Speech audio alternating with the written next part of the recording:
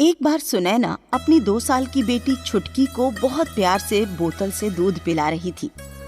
चल छुटकी, अब तो जल्दी से दूध पी ले, फिर मैं तेरी दादी और बाकी घर वालों के लिए खाना बना देती हूँ। तभी अचानक उसकी बेरहम सास चंद्रवती वहाँ आई। अरे करम चली, तू जानती है कि मुझसे भूख बर्दाश्त नहीं होती, फिर भी तूने अभी तक खाना नहीं बनाया है? माँ जी, मैं बस खाना बनाने ही जा रही थी, लेकिन माँ जी फिर छुटकी रोने लगी तो सोचा पहले इसे दूध पिला देती हूँ। हम सब तो बड़े हैं, कुछ देर भूख बर्दाश्त कर सकते हैं, लेकिन ये तो अभी छोटी बच्ची है ना माँ जी, और छोटे बच्चों को भूख बर्दाश्त नहीं होती ना। अच्छा, मुझसे जुबान लड़ाती है, रुक मैं अभी तुझे सबक सिखाती हूँ। ऐसा कहकर चंद्रवती ने छुटकी के मुंह से बोतल छीनकर फेंकी और उसे बेरहमी से उठाकर ले गई। छुटकी जोर जोर से रोने लगी, लेकिन चंद्रवती नहीं रुकी और उसने रोती हुई छुटकी को बाथरूम में बंद कर दिया। माँ जी ऐसा मत कीजिए, ऐसा मत कीजिए माँ जी, मेरी बच्ची के साथ ऐसा बर्ताव मत कीजिए। अब जब तक तू मुझे स्वादिष्ट मसालेदार मलाई कोफ्ते की सब्जी और देसी घी के पराठे नहीं खिलाती ना, तेरी ये बंदरिया ऐसी ही भूखी प्यासी बाथरूम में बंद रहेगी, तब तुझे समझ आएगा। नहीं माँ जी, ऐसा मत कीजिए, वो छोटी सी जान है, ये सब नहीं सह पाएगी माँ जी। आप चाहे तो मुझे मार लीजिए, मैं उफ तक नहीं करूंगी, लेकिन मेरी बेटी के साथ ऐसा मत कीजिए माँ जी। माँ जी ऐसा मत कीजिए। अगर उस बंदरिया की तुझे इतनी ही फिक्र है तो समय बर्बाद मत कर और जल्दी से मेरे लिए मलाई कोफ्ता और घी के पराठे बनाने शुरू कर। अब चल हट यहाँ से। ऐसा कहकर चंद्रवती वहाँ से चली गई। सुनैना बहुत भोली थी, वो अपनी बेरहम सास चंद्रवती के आगे कुछ नहीं कर पाती थी, इसलिए वो चुपचाप चंद्रवती की बात मान गई। रो मत छुटकी, मैं बस अभी सासू माँ को खाना खिला कर आती हूँ, ठीक है?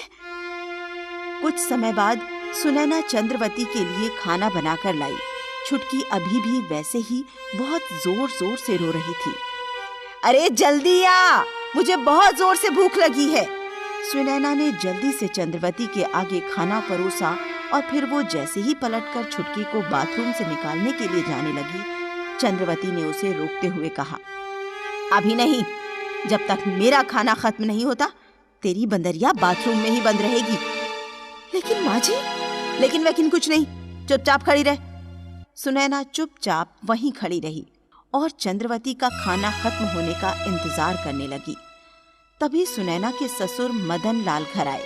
मदन लाल बहुत बूढ़ा और कमजोर था, लेकिन चंद्रवती के उलट वो बहुत रहम दिल था और सुनैना को अपनी बेटी की तरह ही प्यार करता था। अरे बहू, ये छुटकी रो क्यों रही है और तुम उसे चुप क्यों नहीं कराती? आ गए तुम, आओ खाना खा लो।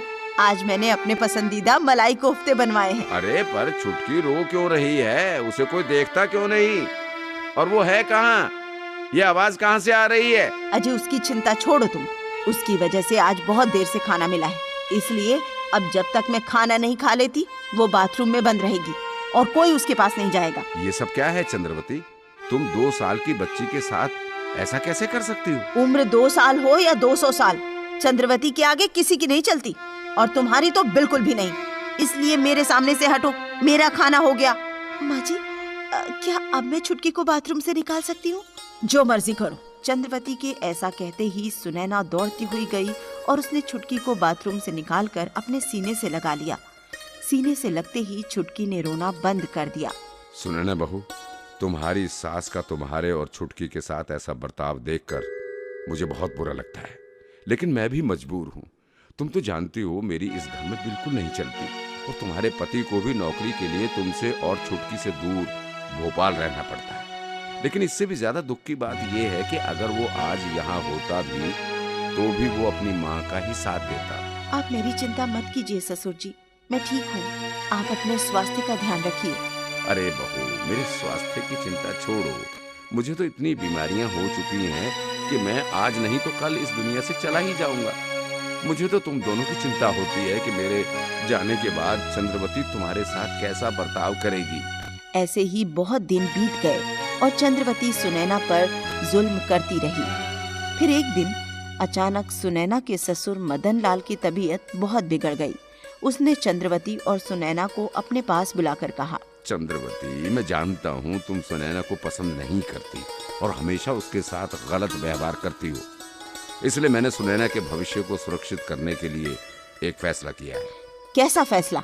ये तुम किस फैसले की बात कर रहे हो? मैंने फैसला किया है कि सुनैना बहू के भविष्य को सुरक्षित करने के लिए मैं अपनी सारी संपत्ति और जायदाद सुनैना बहू के नाम कर दूंगा। तुम्हारा फैसला आज तक मैंने कभी माना है जो अब मानूंगी?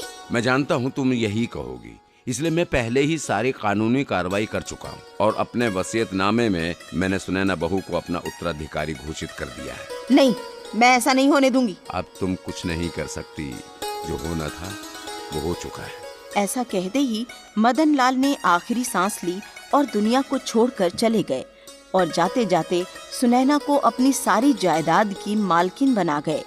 चंद्रवती को लगा कि मालकिन बनने के बाद सुनैना अब उसे घर से निकाल देगी। अब ये 2 कौड़ी की लड़की सारी जमीन जायदाद की मालकिन बन गई है। अरे, मैंने तो इसके साथ कितना बुरा किया है। अब जरूर ये मुझे घर से निकाल देगी। मैं एक काम करती हूँ, अपनी बेटी को भोपाल से बुला लेती हूँ। उसके सामने ये मुझे घर से नहीं निकाल सकेगी। माँ जी, आप क्या सोच रही हैं? मैं कुछ भी सोच रही हूँ, लेकिन तू जो सोच रही है वैसा कुछ करने की कोशिश मत करना। मेरा घर है ये और तू मुझे इस घर से नहीं निकाल सकती। रुक, मैं अभी फोन करके अपने बेटे को भोपाल से बुलाती हूँ। वो बेशक अपने पिताजी के लिए छुट्टी लेकर घर नहीं आ सका, लेकिन मेरे लिए उसे नौकरी छोड़कर भी आना पड़े तो वो जरूर आएगा। ये आप कैसी बात कर रही हैं माँ जी? मैं आपको घर से निकालने के बारे में सोच भी नहीं सकती। आप आराम से इस घर में रहिए, ये आप ही का घर है। इस तरह सुनैना ने चंद्रवती की सारी गलतियों को भुलाकर उसे घर में रहने दिया, लेकिन चंद्रवती सुनैना को मालकिन बना नहीं देख पा रही थी। ये सुनैना मेरे घर की मालकिन कैसे बन सकती है? ये जमीन जायदाद सब मेरी है। मैं इसके बूढ़े ससुर की गलती को सुधारकर ये सारी जायदाद अपने नाम करके ही रहूंगी। बेशक इसके लिए मुझे इसे रास्ते से हटाना ही क्यों न पड़े। उस रात जब सुनैना छुटकी को खाना खिलाने के लिए बैठी, तब चंद्रवती खीर की 2 कटोरियां लेकर उसके पास आई। सुनैना बहू, देख, आज मैंने अपने हाथों से तेरे लिए खीर बनाई है। क्या माँ जी, आपने मेरे लिए खीर बनाई है? हाँ हाँ, इसमें इतना हैरान होने वाली क्या बात है? ऐसा कहकर तूने मुझे पराया कर दिया। हाँ, नहीं, ऐसा नहीं है माँ जी। वो तो मैंने आपको कभी रसोई घर में काम करते नहीं देखा, इसलिए बोला। अब चलो, अब मेरी तारीफ बाद में कर लेना। हाँ, पहले मैंने जो गर्मा गर्म खीर बनाई है उसे तो खा लो। तुम इसे खाओ और छुटकी को आज मैं अपने हाथों से खिलाऊंगी। हाँ, रुकिए माँ जी, खीर बहुत गर्म है, छुटकी का मुंह जल जाएगा। मैं एक प्लेट लेकर आती हूँ, आप उसमें खीर ठंडी करके छुटकी को खिला देना।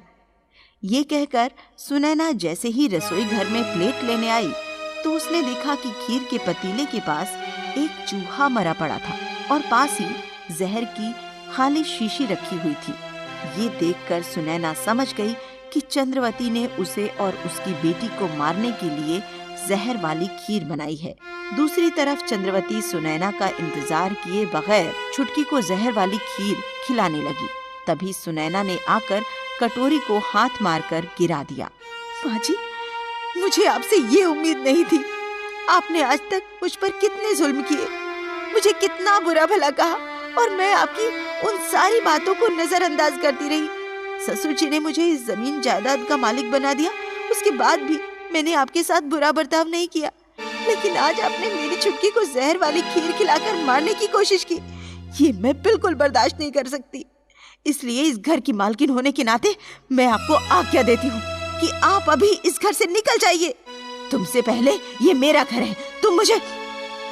बस माँ जी, अगर आप सीधी तरह से इस घर से नहीं निकलेंगी तो मैं पुलिस को बुलाऊंगी और फिर हमें जहर देने की साजिश के जुर्म में आपको जेल जाना पड़ेगा। जेल का नाम सुनकर चंद्रवती डर गई और चुपचाप रात के अंधेरे में ही घर से चली गई। इस तरह एक रहमदिल ससुर ने एक बेरहम सास से अपनी भोली बहू को बचाने के लिए अपनी सारी जायदाद उसके नाम कर दी और फिर बेरहम सास के बुरे कर्मों की वजह से बहू ने उसे घर से बेघर कर दिया।